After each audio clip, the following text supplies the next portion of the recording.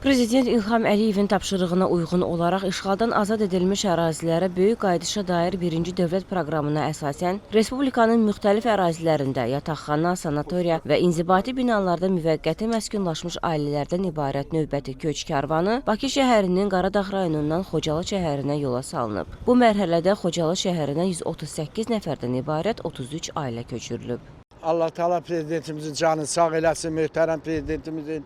Bugünkü bizlər biz öz Xocalı sakiniyəm, öz torpaqlarımıza qaytarır. Allah şəhidlərimizə rəhmət eləsin, qazilərimizin canı sağ olsun. Çox sağ olun. Bugünkü gündə mən öz torpağım Xocalıya qayıdıram. Biz bu günü çox arzulamışıq.